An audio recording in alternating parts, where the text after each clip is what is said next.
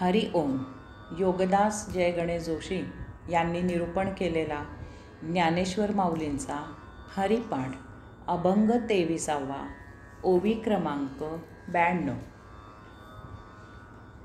तैसे नव्हे नाम सर्व मार्गांवरिष्ठ, येथे काही कष्ट न लगती. तैसे नव्हे नाम सर्व मार्गांवरिष्ठ, येथे काही कष्ट न लगती. श्री ज्ञानेश्वर माऊली सांगतात की तैसे नव्हे नाम सर्व मार्गांवरिष्ठ.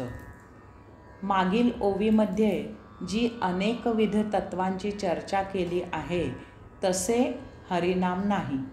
ते सर्व तत्वांमध्ये श्रेष्ठ आहे, कारण ही सर्व तत्वे त्या श्रीहरीमधूनच निर्माण झालेली आहेत.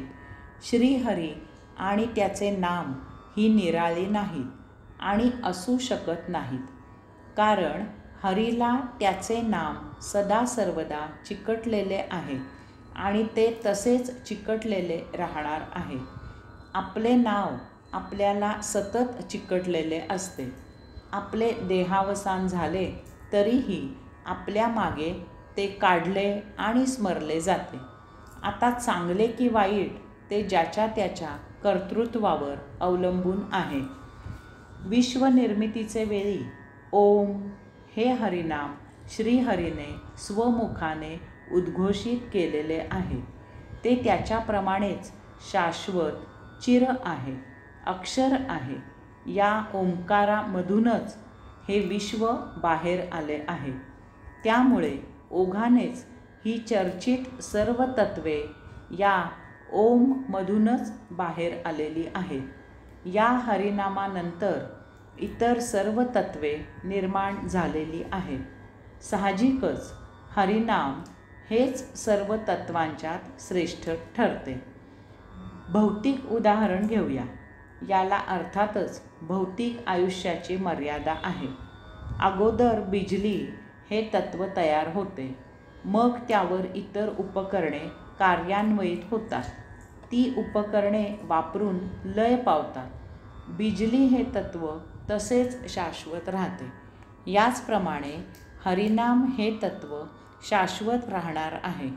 इतर तत्वे लय पावतील, परंतु हरिनाम त्या श्रीहरीप्रमाणेच चिर, शाश्वत आणि अक्षर राहणार आहे.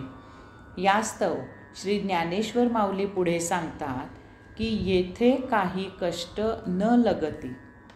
या सर्वश्रेष्ठ अशा हरिनामाच्या उपासनेला काहीही कष्ट लागत नाहीत. इतर सर्व तत्वांची उपासना करू पाहता अफाट कष्ट, यातायात, परिश्रम, यम नियम, विधी, कसरत वगैरे सर्व काही आहे. शिवाय ही तत्वे लय पावणारी आहेत, परंतु सर्वश्रेष्ठ हरिनामाच्या उपासनेला शून्य कष्ट आहेत. हरिनामाची उपासना श्रीहरीप्रमाणेच शाश्वत आहे. येथे कसलेही बंधन नाही.